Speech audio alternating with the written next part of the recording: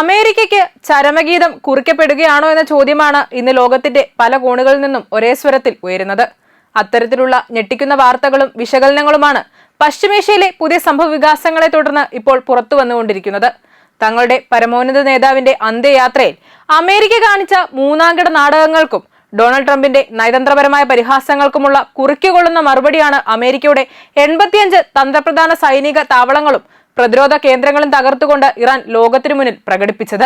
അമേരിക്കയും നിലവിലെ ഭരണകൂടത്തെയും ഞെട്ടിച്ച ഈ അപ്രതീക്ഷിത തിരിച്ചടിക്ക് പിന്നാലെ ഇപ്പോൾ അമേരിക്കൻ ഉദ്യോഗസ്ഥർ പോലും വരും വരായികളെ കുറിച്ചോർത്ത് ആശങ്കയോടെയും വിറയലോടെയുമാണ് ഈ സാഹചര്യത്തെ വീക്ഷിക്കുന്നത്.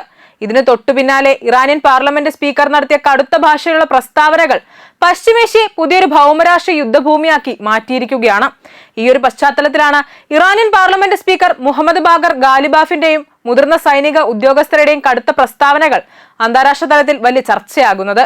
അമേരിക്കയുടെ ഭീഷണികളും സൈനിക നീക്കങ്ങളും ഉപരോധങ്ങളും ഇറാനെ പിന്തിരിപ്പിക്കില്ലെന്നും മറിച്ച് കൂടുതൽ ശക്തമായ പ്രതിരോധ നിലപാടിലേക്കാണ് രാജ്യം നീങ്ങുന്നതെന്നും അവർ വ്യക്തമാക്കുന്നുണ്ട്. ഈ വാക്കുകൾ വെറും രാഷ്ട്രീയ പ്രസംഗങ്ങളല്ല, മറിച്ച് പശ്ചിമേഷ്യയിലെ മാറുന്ന ശക്തി സമവാക്യങ്ങളുടെ പ്രതിഫലനമാണ് എന്നാണ് വിലയിരുത്തപ്പെടുന്നത്. ഇറാന്റെ തീരങ്ങളിൽ വിദേശ സൈനികർ ഇറങ്ങുമെന്ന് കരുതുന്നവർ ചരിത്രത്തിലെ ഏറ്റവും വലിയ തെറ്റിദ്ധാരണയിലാണ് ജീവിക്കുന്നതെന്നാണ് ഇറാനിയൻ സൈനിക നേതൃത്വം പറയുന്നത്. ഇറാനിയൻ സായുധ സേനയുടെ ചീഫ് ഓഫ് സ്റ്റാഫിന്റെ ഡെപ്യൂട്ടി കോർഡിനേറ്ററായ റിയൽ അഡ്മിറൽ ഹബീബുള്ള സയാരി ഒരു ടെലിവിഷൻ അഭിമുഖത്തിൽ നടത്തിയ പ്രസ്താവനയിലാണ് ഈ മുന്നറിയിപ്പ് ഉയർന്നത്.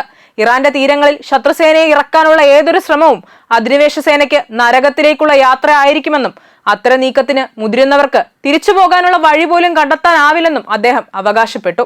ഇറാന്റെ പ്രതിരോധ ശക്തി വെറും സൈന്യത്തിൽ മാത്രം ഒതുങ്ങുന്നില്ല എന്നും രാജ്യത്തിന്റെ മുഴുവൻ ജനതയും ദേശീയ സുരക്ഷയുടെ ഭാഗമാണെന്നും സയാരി ചൂണ്ടിക്കാട്ടി. ഇസ്ലാമിക് റിപ്പബ്ലിക് ഓഫ് ഇറാന്റെ സൈന്യം, IRGC, ആഭ്യന്തര സുരക്ഷാ സേന, ബാസിദ് സന്നദ്ധ സേന, സാധാരണ ജനങ്ങൾ എന്നിവരടങ്ങുന്ന ഒരു പ്രതിരോധ ശൃംഖലയാണ് ഇറാനെ സംരക്ഷിക്കുന്നതെന്നാണ് അദ്ദേഹത്തിന്റെ വാദം. അതുകൊണ്ട് തന്നെ ഇറാന്റെ തീരങ്ങളിൽ സൈന്യം ഇറക്കുന്നതിനെ കുറിച്ച് ചിന്തിക്കാൻ പോലും ശത്രുക്കൾ തയ്യാറാകില്ലെന്നാണ് അദ്ദേഹം അഭിപ്രായപ്പെട്ടത്. ഇറാന്റെ മണ്ണ് രാജ്യത്തെ 90 ദശലക്ഷത്തിലധികം ജനങ്ങളുടെ ചുവന്ന വരയാണെന്നും അദ്ദേഹം ഊന്നി പറഞ്ഞു.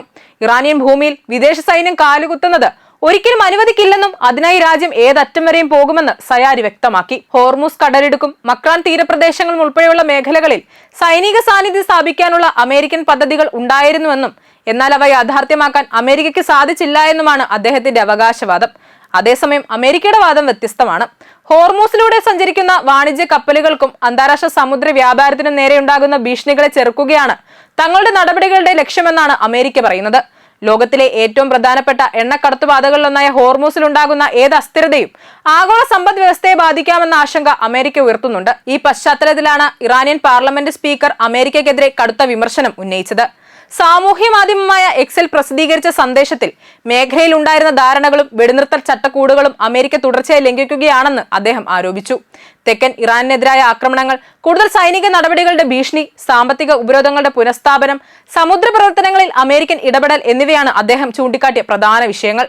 ഗാലിബാഫിന്റെ സന്ദേശത്തിലെ ഏറ്റവും ശ്രദ്ധേയമായ ഭാഗം അദ്ദേഹത്തിന്റെ അവസാന മുന്നറിയിപ്പായിരുന്നു. ഭീഷണിപ്പെടുത്തലിന്റെയും പിടിച്ചുപറിയുടെയും യുഗം അവസാനിച്ചു, അതിനി എങ്ങുമെത്തില്ല, ഞങ്ങൾ വഴങ്ങില്ല എന്ന അദ്ദേഹത്തിന്റെ വാക്കുകൾ ഇറാന്റെ നിലവിലെ രാഷ്ട്രീയ മനോഭാവത്തെ പ്രതിഫലിപ്പിക്കുന്നവയാണെന്ന് നിരീക്ഷകർ പറയുന്നുണ്ട്.